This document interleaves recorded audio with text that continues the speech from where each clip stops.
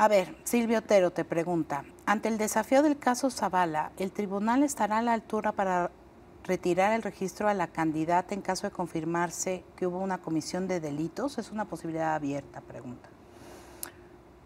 Y qué bueno, le agradezco a Silvia Otero la pregunta. A ver, lo que yo quiero dejar muy en claro primero es que no es un tema de fuerza o de valentía para un tribunal quitar el registro de algún o alguna candidata o anular una elección. El proceso de decisión dentro del Tribunal Electoral, primero actuamos porque un actor político viene a pedirnos, viene a impugnar un acto. Sí, no están ustedes vigilando todo. No estamos vigilando todo y diciendo aquí vamos a entrar. No. Tenemos que tener un juicio, alguien que nos interpele, finalmente, que nos diga, resuelvan esta controversia. Posteriormente resolvemos en base a lo que hay en el expediente, únicamente en base a lo que hay en el expediente. Y a veces vienen los actores y nos dicen oralmente cosas que no están en el expediente. Y como les decimos, eso no está en el expediente, no forma parte de lo que llamamos los juristas la litis. O papelito entonces, habla, diríamos los legos. Totalmente. Papelito habla para poder emitir una sentencia. Y me parece aquí que lo importante es justamente que las sentencias, que las decisiones que toma el Tribunal Electoral se tomen exclusivamente a partir de dos elementos: lo que dice la ley y lo que hay en el expediente. Ciertamente a veces para interpretar ambos utilizamos el sentido común, totalmente, muy cierto, porque ese concepto de que cuando la ley carece de sentido común, el juez se la tiene que dar, muy cierto. Pero no podemos ir más allá ni de lo que dice el expediente ni de lo que dice la ley. Es interpretar y tratar de armonizar ambas cuestiones para dar una sentencia que dé certeza. Claro. Que no va a dejar contentos, en efecto, a la mitad de los ciudadanos o a una buena parte de los ciudadanos, es muy cierto, pero que sea una sentencia certera. Entonces, no es un tema de tener el valor o tener la fuerza como tribunal. Si se acreditan ilícitos, se acreditan ilícitos y son las consecuencias que deben imperar en el asunto. Ok. Betzer, @JISSB, dice, ¿hasta cuándo empezará a actuar de manera autónoma el tribunal, ya que hasta hoy en día sus magistrados no ocultan la línea que reciben del gobierno federal? Sin duda una parte del Poder Judicial sometido por el Poder Ejecutivo, así lo percibimos los ciudadanos comunes de este país. Bueno, así lo percibe él. ¿A ti te hablan para darte línea al gobierno federal? Nunca, jamás. Y lo digo con certera y tranquilidad, nunca. Y aquí a lo mejor es, el sistema electoral es un sistema muy complejo. Hay tribunales locales, luego el propio Tribunal Electoral tiene salas regionales y una sala superior. Sí. Y la regla del trabajo del juez es la del sigilo judicial, la del secreto judicial. Sí, ustedes por lo general no hablan tanto. No hablamos y no podemos, yo no podría ahorita pronunciarme sobre alguno de los expedientes que tengo en la sala superior. Entonces, quizás sea el momento de decir cómo trabaja esta sala superior y cómo trabajamos nosotros, trabajan las salas regionales y los demás.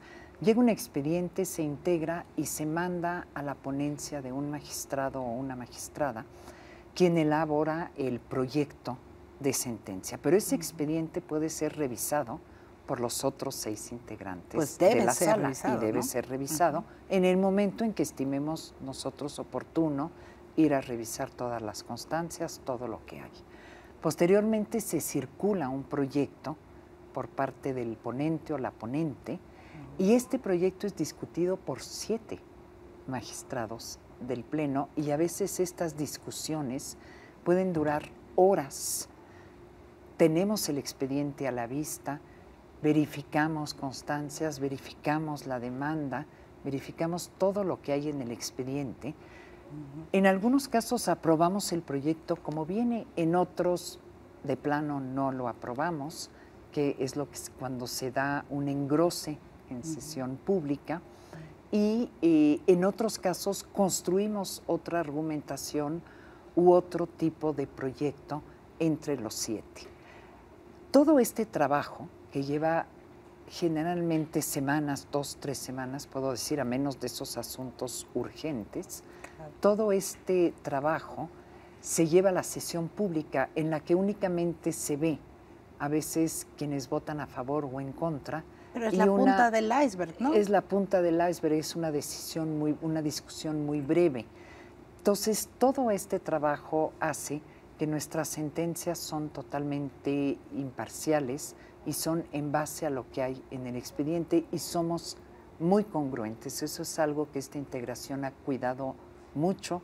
Cuando a uno le decimos sí por esta y esta razón, le repetimos la misma decisión a los siguientes. Le hemos dado la razón a veces a Morena, a veces al PAN, a veces al Verde, a veces al PRI, a veces a algún candidato o candidata independiente, a veces le hemos dado la razón al INE. O sea, se puede revisar justamente, y lo bueno es que quedan estas sentencias como testimonio del trabajo que se llevó a cabo.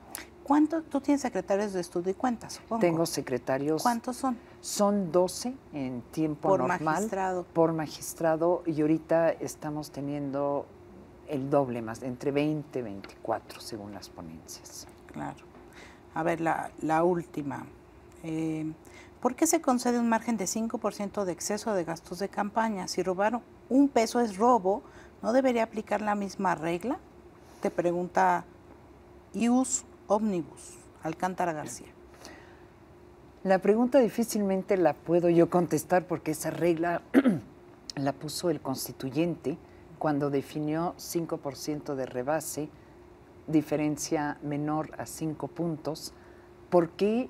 No lo sé, qué fue lo que en su momento discutieron tanto en el Senado como en la Cámara de Diputados para llegar a esto. Sí, aquí perdón que te interrumpa, pero es importante decir que tú aplicas una ley, no la inventas. No la invento, aplico la ley y la decisión la toma el constituyente si es la Constitución, o el legislador si es la norma.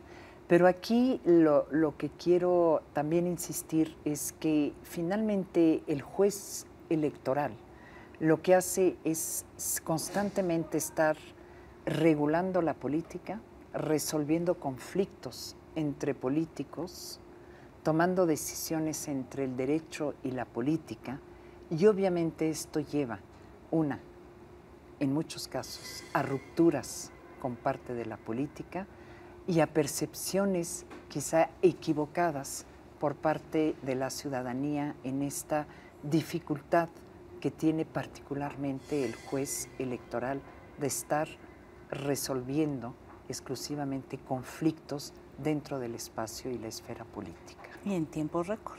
Y en tiempos récord, que son, a veces han llegado asuntos en la tarde y se han sesionado el día siguiente. Hay asuntos de suma urgencia, los spots o espectaculares que son, o asuntos en que se han tardado en la impartición de justicia a nivel local, o la misma una sala regional, y nosotros tenemos unos cuantos días para resolver una elección, por ejemplo. Janine, ha sido fascinante platicar contigo. Qué bueno que además nos explicas más a detalle cómo funciona el tribunal. Creo que es importante saberlo. Sí, transparentar nuestro trabajo es fundamental. Muchas gracias, Janine. Muchas gracias, Katia. Gracias.